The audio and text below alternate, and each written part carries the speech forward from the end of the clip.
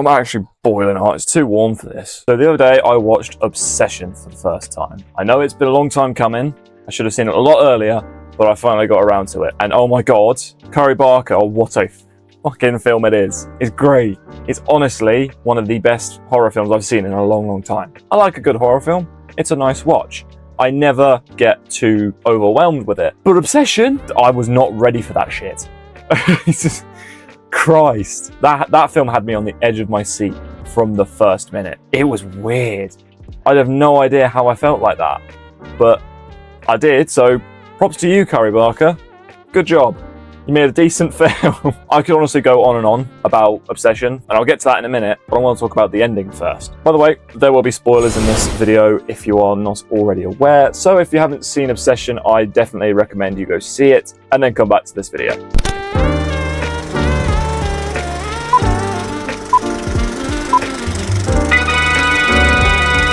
I can't stop thinking about how it all ended. Nikki had just woken up after God knows how long, and the first thing she sees is 3 of her friends' dead bodies. One's got a gunshot to the head, which, by the way, clean fucking shot from Wish Nikki. She didn't even fucking aim. Another has had their face bashed in by a brick and scalp ripped out. And the last one is foaming at the mouth doing the Harlem Shake. Not to mention, Nikki is dressed as one of her previously mentioned dead friends. I can only imagine the kind of shit that's going on in her head right now. Obviously, there would be a police investigation. How is she going to explain this? She can't. They're not going to believe her. They're not going to believe a word she fucking says about the One Wish Willow, about the crazy deaths. She's not going to be able to justify it. So they'll probably like lock her in the jail or madhouse or something.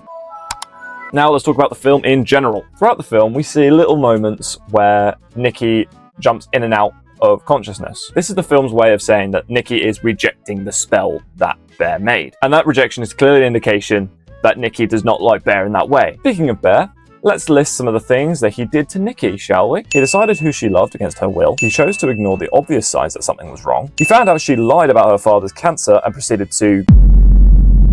He wanted the wish to be altered instead of cancelled, meaning he was still okay with manipulating Nikki. He walked away from her after she had asked him to end her suffering, and he met up with another girl and lied about it. Yeesh. Notice how I said some and not all, because I'm not actually sure if I've got everything there. If someone could say, alright, you missed this, in the comments, thank you. I really appreciate it. I mean, not to mention, he was a complete pussy. You know, and he didn't tell Nikki his feelings when she prompted him. What a moron. Bear's friend, Ian, isn't exactly a saint either. I can understand he definitely felt a bit hurt when he found out that Nikki and Bear were dating, because Sarah had told Bear that Nikki and Ian were bum buddies. But come on, man, you should be smarter than that, surely. You find out that the One Wish Willow works. Everything that your friend has just said is true. And the first thought in your mind isn't, oh my God, my friend is in serious trouble, I need to help her. No, it's get $1 billion, brag about it, then get stream sniped. Idiot. Sarah was better, but I can't help but feel like there's something wrong there. She didn't exactly help the situation either. She asks Bear to meet in the middle of the night, which is already sketchy, and instead of talking to Nikki about the issues that they are having in this situation, she decides to start flirting with Bear. But I do still feel bad for Sarah, because realistically, apart from that, she'd done nothing wrong. She was trying to get into college, she had dreams, and it's really sad to see, because I actually believe that Sarah was made for Bear and Bear was made for Sarah. Sarah was a better choice for Bear and he really, really fucked it. I feel bad for Sarah because she didn't get to read her letter either, which is really sad. Poor Nikki was going through it all. She looked like she was in purgatory. I mean, that phone call with the help desk, god damn, that actually spooked me. I was not ready for that. She had wanted so much out of life. She wanted to be a writer. She was helping the homeless at the start of the film.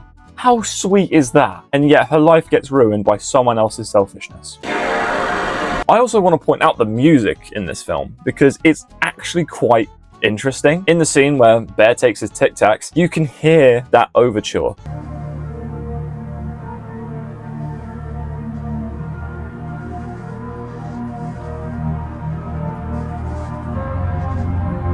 It's that overwhelming feeling you're doing the right thing even though it's hard. He's finally taking responsibility for his actions, and it's that overwhelming emotional package, and it's all these different sounds all in one creating a harmony. It's incredible. It definitely reminds me of Dreamscape music when, You know, you're trying to relax and you've got chilled out music playing. But yeah, it's that overwhelming feeling that he's finally making the right decision and taking responsibility and freeing Nikki.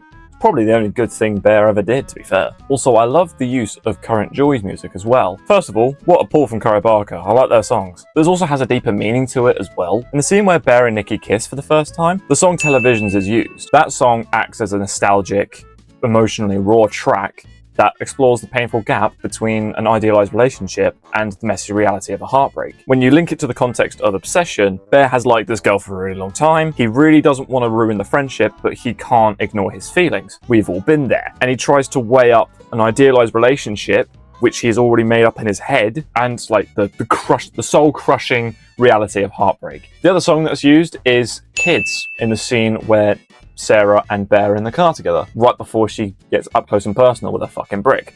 This song is a nod to the transition from childhood to adulthood, but also implies the loss of innocence and the gaining of maturity. In the context, Bear is in this relationship with Nikki, and quite frankly, it's a childish thing because he's loved this girl for so long, but he only loves the idea of her. He doesn't really know her. He couldn't even buy a crystal for her. But it is that realization when he knows now that Nikki isn't the one for him, and the one that is for him is sat right next to him. That is the realization. That is the gaining of maturity. Sarah is completely different to Nikki in this case. You can feel a stark contrast in how Bear interacts with the two. And in the car scene, it's as if Bear finally opens his eyes and realizes who's in front of him. They could have made a cute couple, man. It's really sad.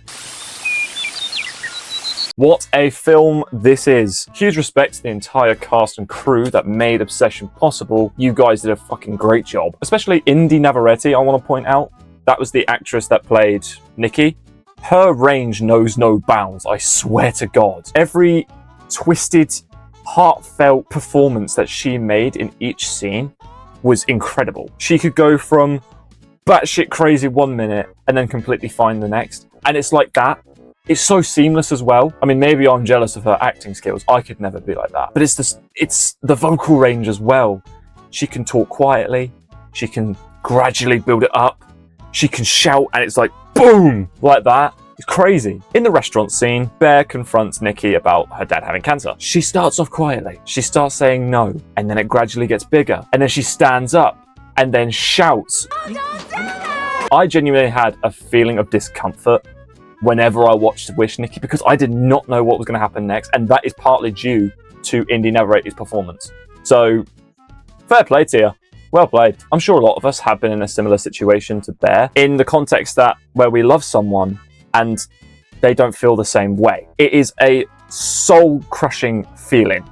It sucks so bad. But I think the message we can take from Obsession is if you are in a position where you love someone and they aren't feeling the same way, don't ruin their lives by making a dumb, stupid, selfish wish causing them to become obsessed with you. It won't end well. Anyway, that's it from me. What are your thoughts on Obsession? I'd love to hear what you have to say in the comments. But yep, that's it from me. See you later.